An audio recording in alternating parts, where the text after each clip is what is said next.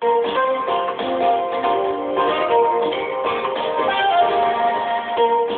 our studios in New York City, this is Charlie Rose.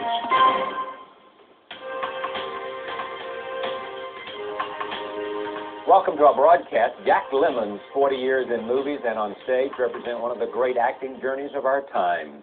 From Mr. Roberts and Some Like It Hot to A Long Day's Journey into Night and Glengarry Glen Ross, Jack Lemmon has gone from being our best light comedian to being one of our best tragic dramatic actors. Along the way, he's won 2 Oscars and has been honored for Lifetime Achievement by the American Film Institute. This year, he will be seen in 3 movies, count them, 3. TNT's presentation of David Mamet's A Life in the Theater, Robert Altman's much talked about film Shortcuts, and with his good friend Walter Matthau in Grumpy Old Men. We're very pleased to have Jack Lemmon here for a conversation that I've been looking forward to for a while. Welcome. Thank you, Charlie. Great to have you here with you. Let me first talk about David Mamet and go back to Glengarry Glen Ross, because when that came along and you saw that script, tell me what you thought and what did it say to you? And I just, it's a peculiar thing. When I was a kid, well, I was in movies, but I was a kid. Yeah, right. Anyhow, the 40 years that you mentioned, those first 4 or 5 of those years, every time I do an interview, I'd get these funny looks from, who the hell do you think you're kidding, you know, because I kept saying that I couldn't, I was in my 20s now, around the time I was doing Pulver or something, and I kept saying I can't wait to get older because the parts get richer. Well, I really believed that. Yeah. And it's true, and all the other actors on Broadway and in New York that I really respected all said the same thing. Their parts get richer. You get older. You know more. You can play parts better. Well, it's true. There are great parts when you get older. What they didn't tell me is there's fewer of them. Yes. So they get richer, but fewer. Oh. Now, I had seen a lot of David's plays, and I had read David's plays, but I had never acted in one of David's plays. And all of a sudden, along came Glengarry, and it kept coming along and coming along. It was several years before he got off the ground, despite the fact that he didn't want a Pulitzer Prize. Because people said what? That it was too dark, too... Probably too dark, that the language would be a turn-off. I don't know. I have no idea. Whatever it was that the studios felt were the ingredients to make a, quote, hit, unquote, because it's always approached, you know, from an economic point of view rather than an artistic one. I suppose that's understandable if you're putting the money up. At any rate, it just sat there. And then finally it did get off the ground. And once it did, and the actors fell in, I mean, that probably is the best overall cast I've ever worked with. Incredible. With Pacino absolutely. And you Yeah. and Ed Harris and Alex and Baldwin and who am I leaving out? The Baldwin part was added. Yeah. That was never in the play. And David added that. And I think that, to me, the screenplay was even superior. The screen was better than the play. I think so, even though the play won the Pulitzer Prize. I think that Alex's part, which he played brilliantly, I think really explained the situation and early on in the film and really let people know the pressure that these guys were under, which was enormous. For those who haven't seen this film or saw the play, it's about the tough life of a real estate salesman. The play was set in Chicago, the movie's set in New York. It's about selling land, and you play your character. Shelley the Machine Levine. Shelley the Machine Levine, who is who is without a moral sense, or who is without... They all are to an extent. Yeah. You know what, it's interesting. In a peculiar way, as individual a writer and as brilliant as David is, I think he's probably our greatest American playwright right now, and certainly in a handful of the great playwrights in the world.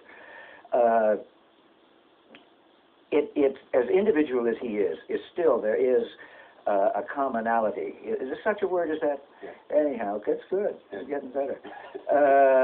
With Save the Tiger, which I did way back in '72, in this sense that they both are concerned with the misuse of the American dream underneath it all.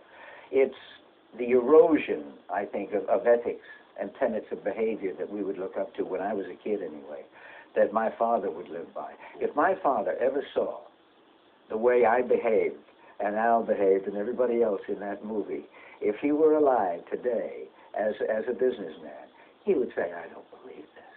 I don't know My God, what has happened to this country?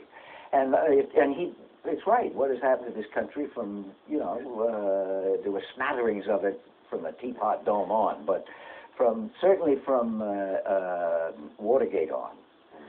you could feel it. You could feel this erosion in which the ends justify the means, and certainly they did there. Save the Tiger, though, was about a man who had plenty of wealth, was just trying to be greedy. Exactly. On the other hand, the material things were the only things that cared about anything. There really, was there was no value beyond. That's it. And on the other hand, beyond the buck. And what do you try? Save the Tiger won an Oscar for you. We'll talk about that in a few minutes. But what do you try? How do you look inside this character? Because some people thought that Lemmon will find a way to make him interesting because he'll be a little bit sympathetic. But was that what you wanted to do to this guy? It's very interesting. I did everything I could with Jamie Foley, and I would speak to Al about this, and my other guys.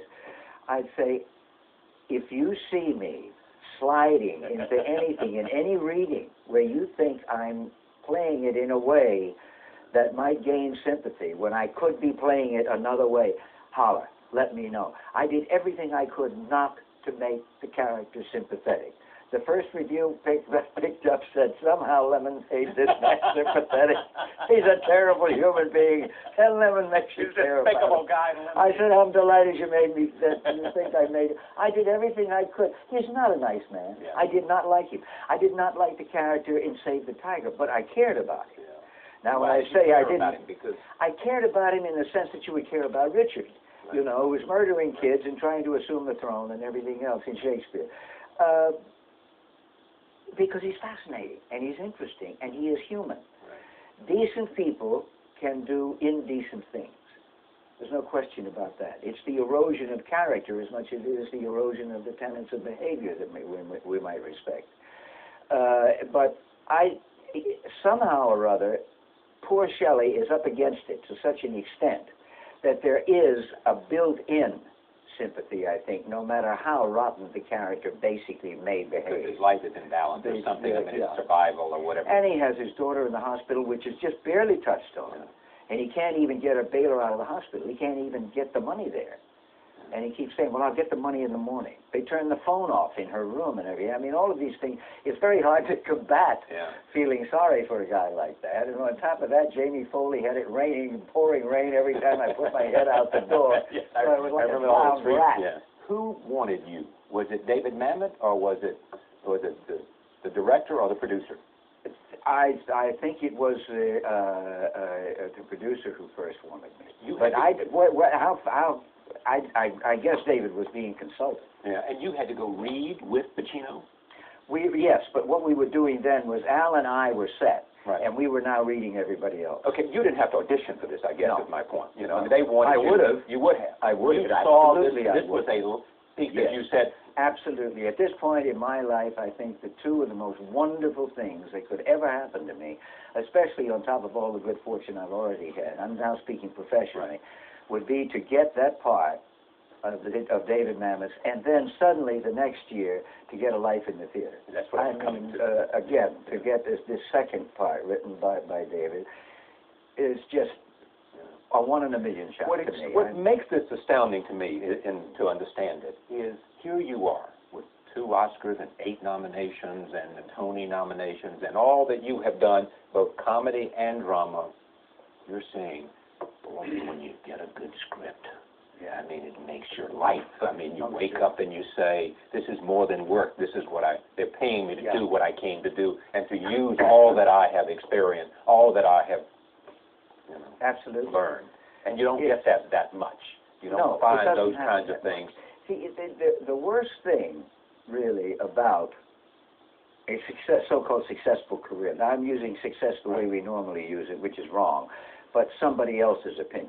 When I say, Charlie is successful or this and that, or whoever it is successful, we're usually thinking in terms of how well he is known and how much money he makes.